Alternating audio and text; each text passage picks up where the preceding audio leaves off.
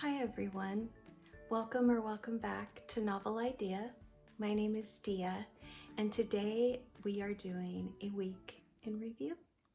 So this week I managed to finish 7 books. So we're gonna jump in and get started so this doesn't get too long. And so my first one that I finished was The Littlest Bookshop. This is just kind of a quick, cozy story. I would call it a romance, but it's not really a romance. I would call it a cozy mystery because it kind of has some feels of cozy mystery, but it's not a mystery. So it's the story of a young lady who is in the process of grieving, and she decides that she needs to move on with life, and life hands her some things that kind of indicate that as well. And she finds kind of her dream space to be in, a small village, a very sweet cottage with a pond, and there happens to be a misused and defunct telephone booth out front of her cottage. And they come up with the idea, she's a librarian who is being kind of, what's the word, made redundant. And so she has a bunch of books and she decides to make the telephone booth into a little library.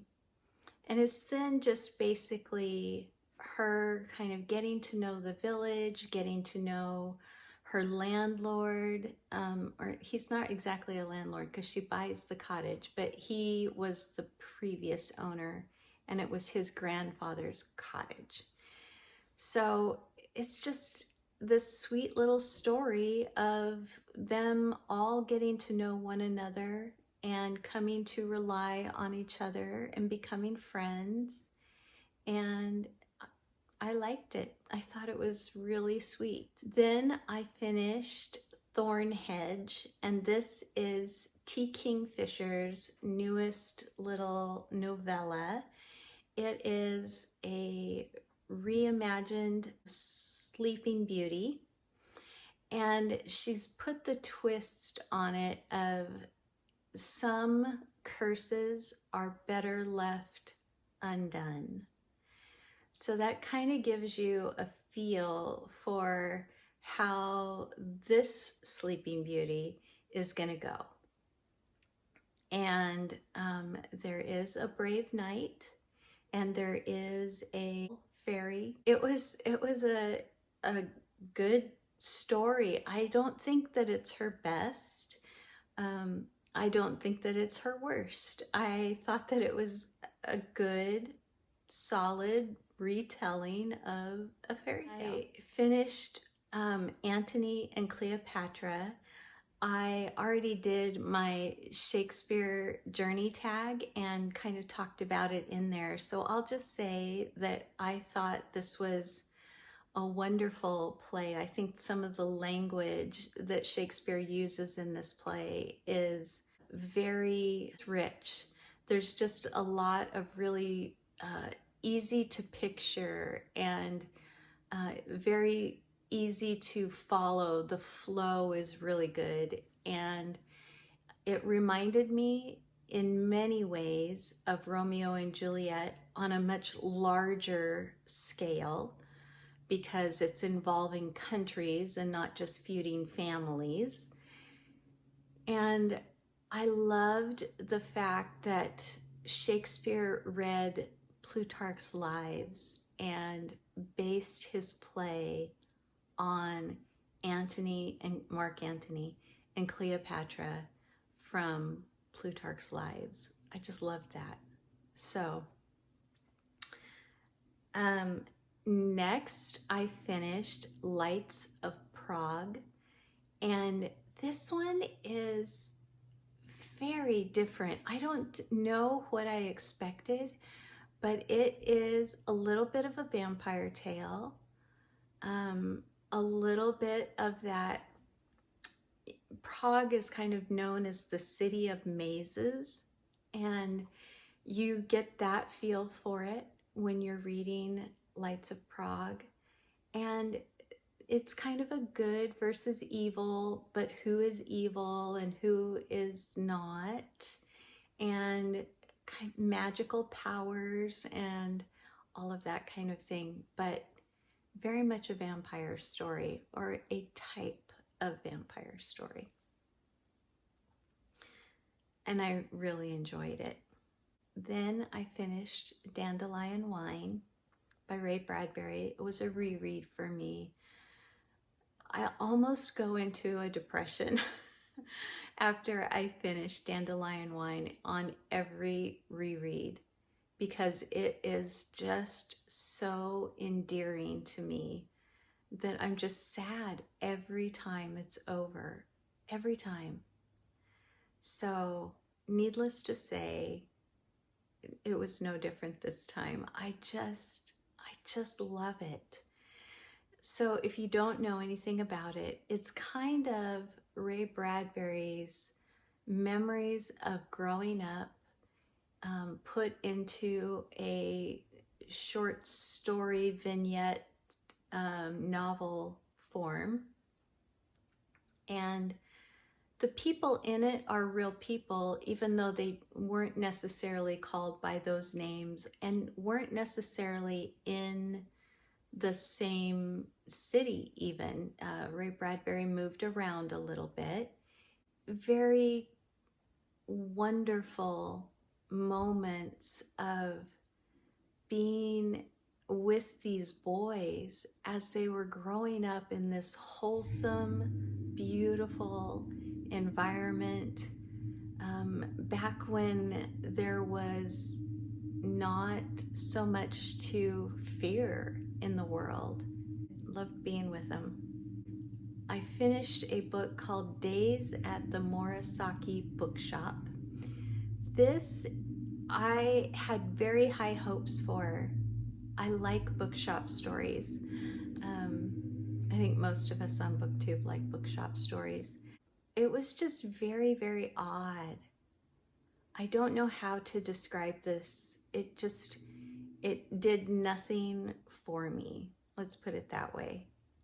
I did not enjoy it. I kept reading thinking that I was going to get to a place where something wonderful was going to happen. The ending was going to be amazing, and I would end up enjoying it, and that just never happened. So it was really not my favorite. And I had heard, there was lots of buzz about it. Let's put it that way. I hadn't really heard anything good or bad, but it just, yeah. It ended up not being my favorite. And then today, I finished Son of Tarzan. I have been reading this with Dave and Olive from Book Blather. And Son of Tarzan was in some ways very different, and in some ways very much the same as the rest of the series. It really is about the son of Tarzan. Tarzan himself is not in the story a whole lot, and neither is Jane. And yet you feel like you're with Tarzan, even though it's not Tarzan, it's his son, Jack. And I say that you feel like you're with him because he ends up doing and being much of who his father was and did. I really liked it. Overall, I'm a little tired, I think, of Edgar Rice Burroughs doing the same things and not really, taking us to new heights and new places and new ideas. So I don't know. I'm going to wait and see what Dave wants to do, see if Dave wants to continue. But this one just felt so repetitive in many ways that I don't know that I feel like moving on from here. So we'll see what he says. If he wants to, I may do another Tarzan book still. And that is it. Those were my reads this last week that I finished up. I have Dream Days by Kenneth Grahame that I am in the middle of, and actually should finish it today. I have The Dress Diary, which I was gonna do for Victober, but my library had, kind of skipped the line type of thing with the holds, and so I went ahead and started to read it right away just as soon as it came up, and I'm really enjoying it, but it won't be for Victober now, which is fine. I've got lots to read in Victober.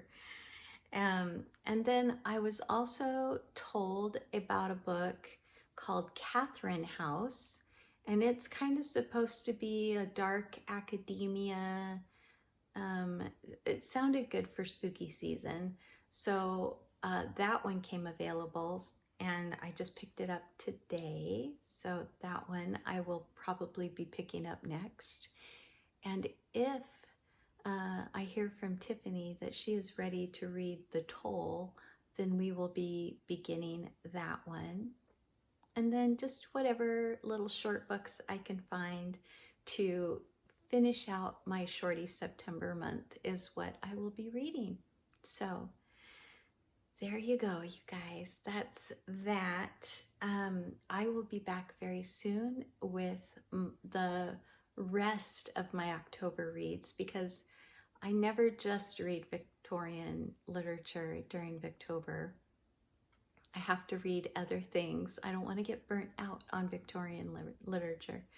So I do have some other things going on. I have a couple of other buddy reads happening and some spooky books because it is spooky season. And at least I think they're spooky. We'll see. I never can handle too much spook. So anyway, that is everything. I hope that you are all having a wonderful September. It is officially autumn now, and we have been spending our Saturday mornings watching our oldest grandson play some soccer, and that's been really fun. And we have been having nice, cool, very fall-like weather, and I'm enjoying it too. So I hope you all are well, and I will talk to you very soon. Like if you liked it, subscribe if you want to. Bye everyone.